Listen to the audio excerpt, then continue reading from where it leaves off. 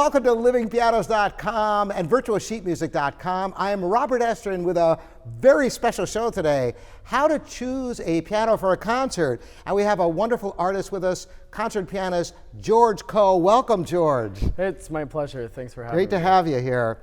A little bit about George. George is a pianist based in New York City, and he's been involved in philanthropy, in being an entrepreneur in music. He was actually the head of the Harvard Piano Society, so he brings a depth of experience to this question as to how to choose a piano for a concert. So we were just talking as you came in and discussing the fact that in the international competitions, there's actually a choice of pianos today. Right. Tell us a little bit more about that. So now, you know, with the great age of technology, there are a lot of different companies that can build these pianos, and they learned a lot of different techniques, and so they've kind of want to showcase their best pianos. And I mean, the house name, which is Steinway, has been making these pianos since, you know, in the 19th century, and so they, you know, everyone, when they think of a concert grand piano, they think Steinway. But there are other companies that also produce 9-foot pianos. Yes. Excuse me. And you know, and the big ones are Yamaha, Shigeru Kawai, and Fazioli. And what's interesting is Fazioli is, you know, as you know, is a relatively new piano company. It started from this Italian gentleman, Paolo Fazioli, that, I mean, his family made furniture, and then, you know, he loves piano. He's a pianist himself, so he's decided, let's build pianos. And I mean, the first pianos were awful, and he admits they're, you know, not so great. But as experience, you know, from building these pianos kept improving with technology, now they have a piano that's on the international competition stage. So normally when you go to a big competition, they'll have a selection of, you know, a 9-foot Steinway, and depending where you are in the world, if you're in the United States, in North America, it's a 9-foot New York Steinway. If you're in Europe or Asia, it's normally a Hamburg Steinway. Then you have the 9-foot Fazioli, and then you have a 9-foot Yamaha CFX, which is a handmade Yamaha, and then the 9-foot Imperial Grand Shigeru Kawai, which is also a handmade Kawai. And what about Bösendorfer? Because Yamaha, of course, owns Bösendorfer. Are they providing that alternative to pianists as well? You know, you would think so, because Bösendorfers have had a long history. I mean, they're fantastic Viennese instruments, and they've had a history of being the piano of choice for many, many great pianists. I mean, Paul Badura-Skoda, you know, Andras Schiff, you know, and actually Victor Borge was famous for using Bösendorfers at Oscar all his Peterson shows. on the Oscar Peterson and Jazzin, yes, of course. So it's a very well-known piano. You know, I can't speak for Yamaha since I have no affiliation with them, but I think you know, if you're a company that has a name attached to your piano, you want to promote that one. Sure. And you know, if you have a Yamaha CFX with a 91 key Imperial Bösendorfer next to it, it might you know, it's kind of like you're competing with your own product. True. It would be nice. I think they should have the 91 key Bösendorfer. Even more than that, you know, interestingly, and apropos to the subject today, every year I go to the NAMM show, the big music trade show right here in Orange County. And the first thing I do is I play every concert grand at the show.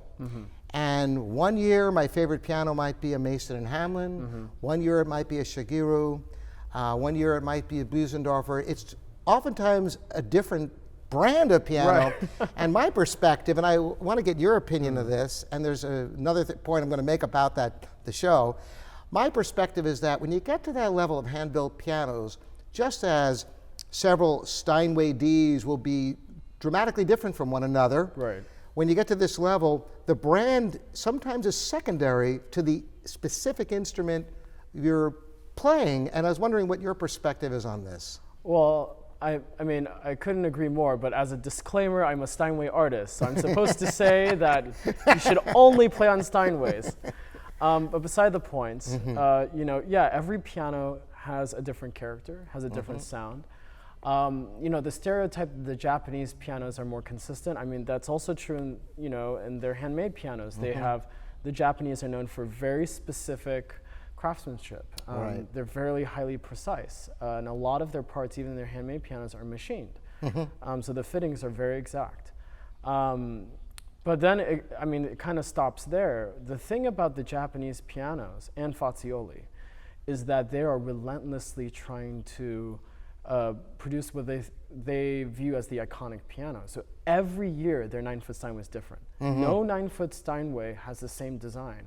If you actually look at Shigeru Kawai's Imperial 9-foots, they one year decided to put carbon fiber in their bridge design, which is, it's shocking. I mean, this may not be a big deal if you're talking about cars, carbon but in piano making, where everything's wood and brass and iron, you suddenly introduce carbon fiber.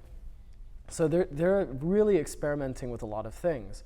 To augment that, at the big music messe in Hamburg, is it, in Germany, they actually had an all carbon fiber piano, the Wessel, Nickel, and Gross Action from Mason and Hamlin. Oh, wow. But the entire piano, including the soundboard, even the plate, was made of carbon fiber. And I heard, how did that sound? Isn't that, I heard good things about it, but I had not heard any recordings. I am going to the big trade show in Shanghai, which is coming up this weekend. So I'll get to see a lot of things over there, but I thought it's really interesting with cutting edge. I think the thing that, the reason for what you're describing here is that by necessity, all concert grands are handmade, one-of-a-kind instruments, essentially. They're never mass-produced, are they? No, I mean, Yamaha and Kawai do have mass-produced 9-foots, but I went to a piano festival sponsored by Kawai. I thought it was very strange. They had the 9-foot handmade Shigeru Kawai, and then right next to it, they had a 9-foot manufactured Kawai.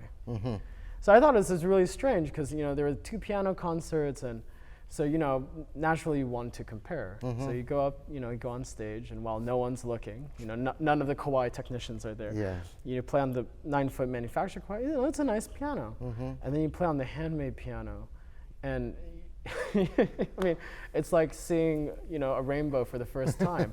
And so people often ask why the astronomical prices. Like why buy handmade piano? And the fact of the matter is that these craftsmen have spent their whole lives building these things, and they're so comfortable with their material that they can just touch the wood. You see this big plate in the piano, and that's fitted by this guy named the Bellyman, and he can just feel from the edges of the plate, what's the best fitting into the rim for this piano. The people who create the soundboards, who lay the planks of wood next to each other and align the grains, can eyeball it. And years of experience. Yeah, exactly. And it's better than any computer. Even as good as technology gets, I always pick a handmade piano any day. Absolutely. Yeah. And in going with that, recently I played a performance for the annual Music Teachers Association convention, and on stage were 2 brand new Steinway Ds. And you think, here's 2 pianos straight from Steinway. Right. They were so different from one another, you could not even believe it. And one of them was truly a great piano. The other one was, nothing wrong with it, but didn't have that magic. And when you consider the soundboard is made of wood and no 2 trees are alike, and human work. The thing to realize, though, even about manufactured pianos, as you aptly put them, is that there's a tremendous amount of handwork. People would never believe that even on factory-made pianos, low-end pianos, they're hand-notching the bridges. So much of piano manufacturing is done the old-fashioned way, even in the mass-produced pianos, that it's kind of remarkable when you consider what it takes. Yeah, every piano, the concert grand has over 12,000 parts. There's just so many high precision work that's required that a robot just cannot do it. Right. Like, I guess, for example, notching the bridge. You just cannot find a robot that can do that. Not yet. Not yet. Some guy at the MIT Media Lab will figure it out. Right. They have machines that can play them pretty darn well now. Oh yeah. But they're people's performances, at least not up till now. Right. But what's interesting is, as a Steinway artist, one of the great luxuries I get to enjoy, and I'm very privileged to, is when I do a concert, you're allowed to select which piano you want to play on. So say, for example, you're giving a concert at Symphony Hall in Boston, You want a and big one. You want then. a big one. Yeah. And you don't like any of the pianos in the hall. Now, I have to say the pianos in the hall are great. So, but if you don't, you can go to the Steinway dealer in your city. And Steinway has this concert artist department, and they have a circulation of hundreds of pianos that you can choose from. Right. And every city has their own, 3. And this really is fundamentally why Steinway is effectively the only choice for touring artists, or is this not the case anymore? Yes and no. It's a choice. It's really the only choice if you want to pick what piano you want. If you don't have the luxury of a very wealthy sponsor, so to speak, Right. because moving pianos is expensive. I mean, We know all about that. exactly. I know of pianists who, there are artists, very famous artists like Maria João Perez, who's a Yamaha CFX artist, and Yamaha ships her piano to every city she performs in. And then there's Shigeru Kawai artists that, the same happens with them. This must be a very select group of artists. Very select group. I mean, I believe Mikhail Pletnev is a Shigeru artist, and so for every concert, it's a huge expense. Horowitz used to travel with his Steinway Concert Grand. Oh yeah, and that was out of pocket. I mean, Steinway did not pay for that. Horowitz just, what's funny is Horowitz was so particular about his piano, not because it was better than every piano, it was just he was so used to it. It was also doctored to a tremendous extent. Oh yes. To be very light and bright, and he could control that. Anybody else sitting down at that piano would have a tough time adjusting. No, absolutely. And funny enough, I'm actually currently taking lessons with one of his premier students. Oh really? Eduardo Halim, who was his prized pupil, and Professor Halim would always mention, Horowitz's piano was so incredibly light. I mean, just to give kind of a metric, a Steinway regulated key, the down weight in grams should be 50 grams, and then it goes up from 25 to 30 grams. Horowitz's piano had a down weight of somewhere around 42, so it's on the light side. Right. And then the up weight was 37 grams. So that means if you poke the key, it pops right up. And actually, if you watch all the Horowitz recordings, he plays very flat fingered.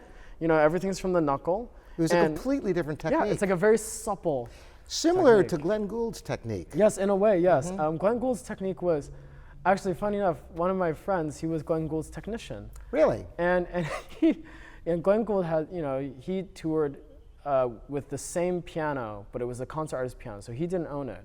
But Steinway shipped his piano around for concerts. So thankfully, he ended touring very early, so it didn't become a big expense. And my friend, he fixed, there was a lot of problems with the piano. He fixed everything. And Gould went back and he played a Bach partita. And he went to my friend and said, what did you do to the piano?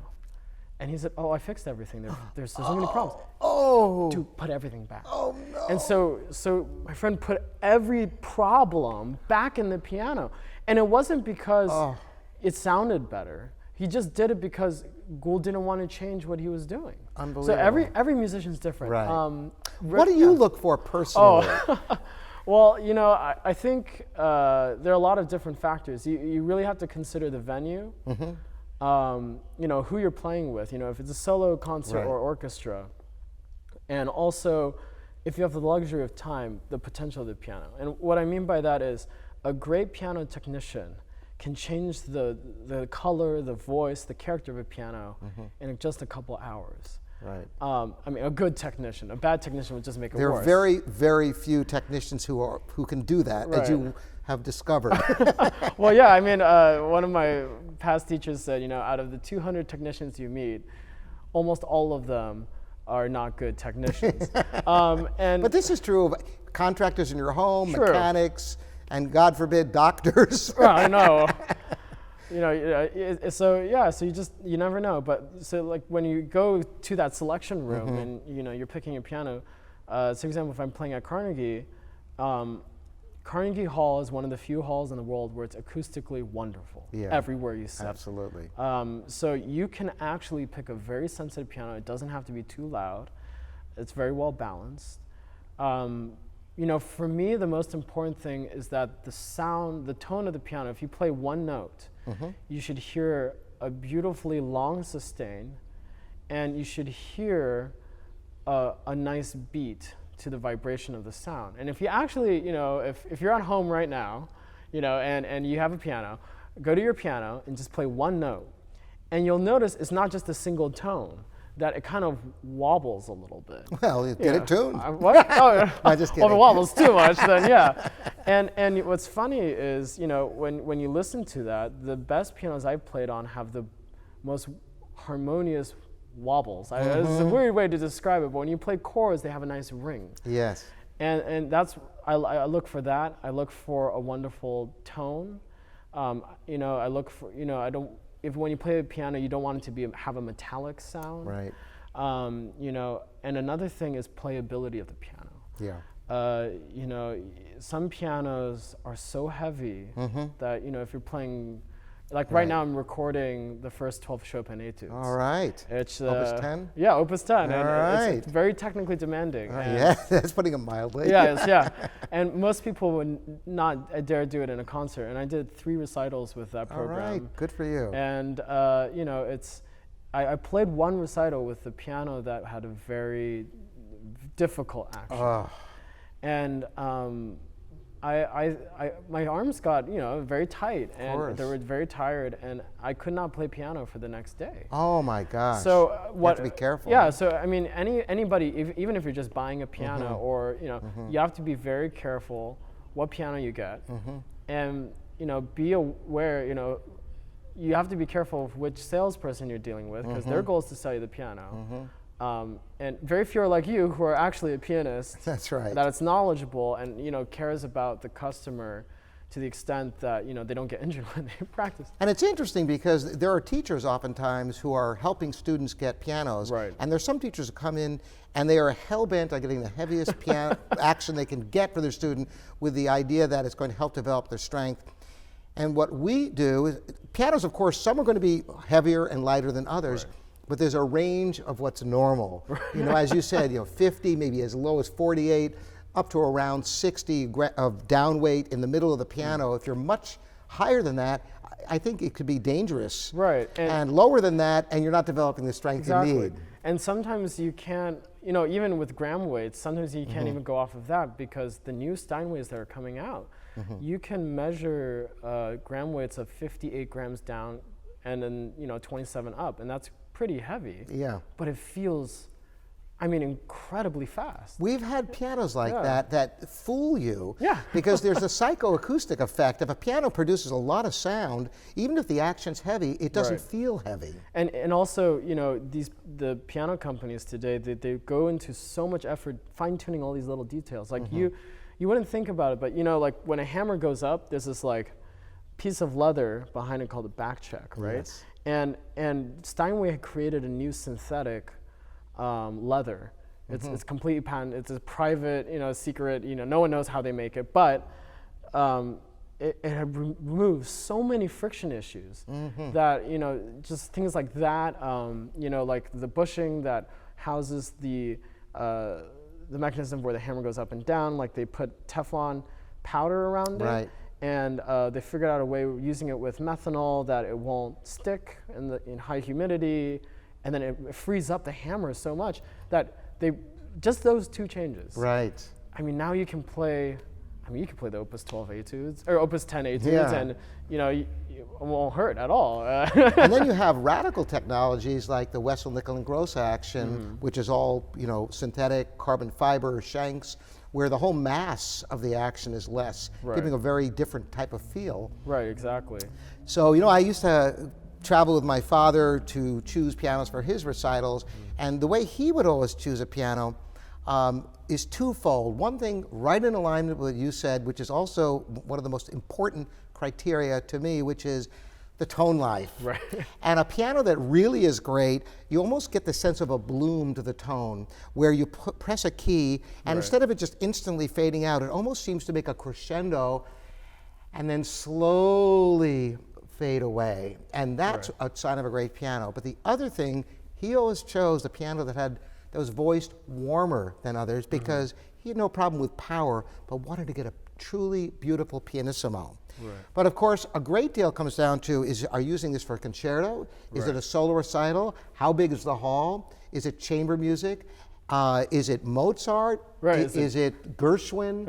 You know, it's one size doesn't fit all. You know, here we are with 60 pianos here, and when I sit down and play the very same piece on different pianos, it inspires different performances, and so it is in choosing a concert grand.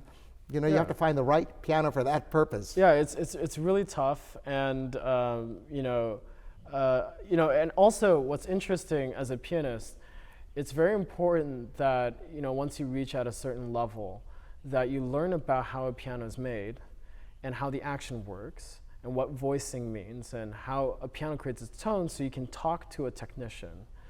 You know what kind of sound you're looking for, because you could select a piano that has a huge sound. I mean, the soundboard is so like it just creates such a big sound it can overwhelm an orchestra. Right. But the voicing could be so harsh that you would never want to play loud on that piano. It would just hurt your ears. Exactly. So you have to be able to tell a technician and say, you know, hey, I think the hammers need filing, and that way you can kind of quote unquote redo the voicing and make it warmer. Yes. You know, but if you don't know how to communicate that, you could find a great piano for concerto, but you could get a really bad review and they say, you know, your tone was harsh.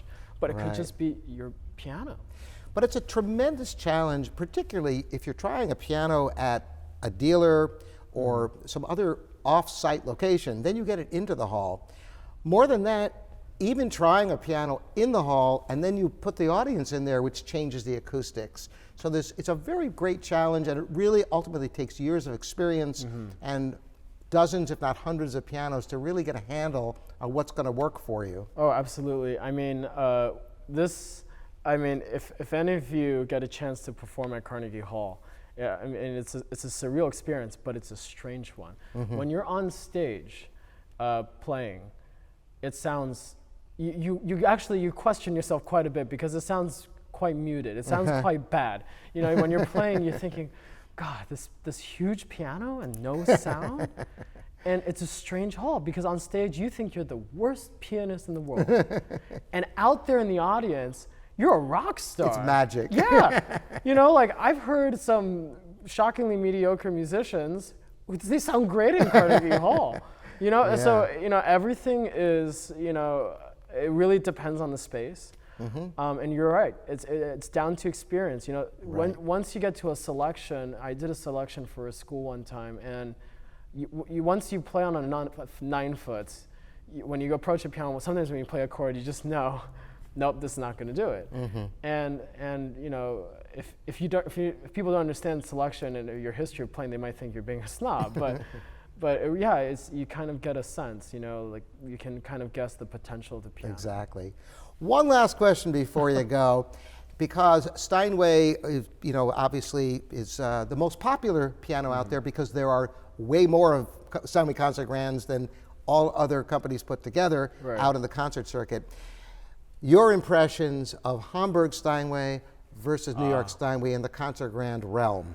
The big long debate of Steinway pianos. Oh geez. And I know I have a feeling about it, but perhaps you have a realm of experience that you can I'm impart. kind of cautious because most of my fans on Facebook are from Asia. So so they play Hamburg. They play Hamburgs. Yeah. So one thing I want to get clear, the reason for that is Steinway is divided from the manufacturer side into two companies, as we both know, New York and Hamburg. What the two pianos share, though, is they have the exact same action. They have the same plates. Wait a minute, the Renner action in Hamburg. Oh, so they have the same action. Okay, they have the same action design, but actually now they've switched. So actually, New York and Hamburg are coming closer and closer together. Well, they're still using Renner hammers, shanks, knuckles, or not? So not in Hamburg anymore? They're using, Renner makes them, but it's with Steinway's design. Do they have the accelerated action in Hamburg? The accelerated action, now it's like 50-50. Because some of them do. Some of them do. Hey, interesting. This is news to me. I'm learning something. I don't know if I'm supposed to say this, Also, the felts that they use for the hammers are exactly the same now. They both use a felt that is lining that's closer to the stomach of the lamb. So that's changed. And you know, so they have a lot of similarities now that weren't before. Right. And then, you know, but the main thing is the reason why Asia is susceptible to Hamburg was because they made an agreement that New York Steinways would just be sold in North and South America, and then Hamburg would be responsible for Europe and Asia. Now, even though there are similar pianos, their character is very, very different. And it has to, I think the big difference is the soundboard. It's a little bit thicker in Germany? The German soundboard, although Steinway doesn't always admit it, is a hair thicker, just a hair. But the biggest difference is that the New York soundboard is the only soundboard of piano companies that I'm aware of that has a diaphragmatic frame. The tapered? The tapered ends. Right. And what that gives is this ability to be more flexible and to bounce sound. So they don't taper the soundboards on Hamburg Steinways, to your knowledge? No, they don't. And actually, so if you look at the Japanese pianos, in the Japanese market, they revere the Hamburg Steinway to be the best piano in the world. So they actually build their pianos closely to the Hamburg Steinway. So they also do not have a tapered soundboard. Another big difference is that the Steinway soundboard, the soundboard is actually grooved into the outer rim. Right. It's the only piano company that does that. And so, you know, with all these differences between Steinway and New York, you have one piano that's characteristically much louder than the other. And New York being the louder New York being the louder one. So if you want to play a concerto, New York is a good way to go. if, you know, what's funny is if I win their competition, there's a New York and Hamburg, and I know there's a concerto around, I don't even go pick. I just say, oh, New York. You know, it's not worth it. You just want to be heard? Yeah. Balance with an orchestra is no easy task. Yeah, exactly. But what I will say is what Hamburg pianos are really good at is they have a brilliant tone that's very sweet. It's a very sweet tone. It's very clear. It's a very clear piano. Yes. So if I was playing something with not a lot of pedal, more earlier period music? like Mozart, early Beethoven, Bach, I would lean towards the Hamburg pianos, which is a lot of the great Bach, Beethoven, Mozart pianists do. They lean towards the Hamburg, to the extent that they even have a custom-made Hamburg piano called the Fabrini, which is an Italian technician, master tech, that he makes the piano even more clear than it is. Interesting.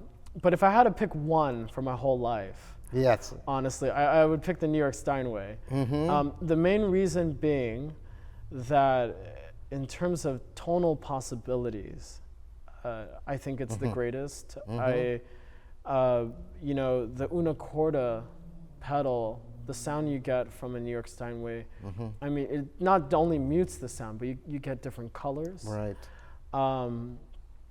And it's also the favorite of all my favorite pianists. They all prefer the New York Steinway. I mean, Rachmaninoff, Rubinstein, Horowitz.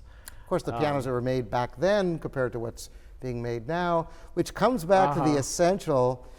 To me, I'd have to try the specific pianos to make a decision like that. Oh yeah, I mean, at the end of the day, I mean, one time I was in the concert artist basement, the new Steinway Hall, and I was picking a piano, and there was a Hamburg that was the best piano. You know, you never know. Like I said at the NAMM show, there was a model 280, I believe, Busendorfer, which is not the Imperial. No. That was the best piano in the show. It wasn't even a second. It was just an incredible instrument. You know. So you never know. You never know. So that's the lesson. You never know. But listen, it's been great talking with you. I invite you back here to talk more. Once again, George Coe, and we'll have the information for you. I encourage you to investigate and get to hear George, you know, fabulous pianist. Thanks so much for joining us. Once again, Robert Estrin here at livingpianist.com and virtuosheetmusic.com. It's a pleasure.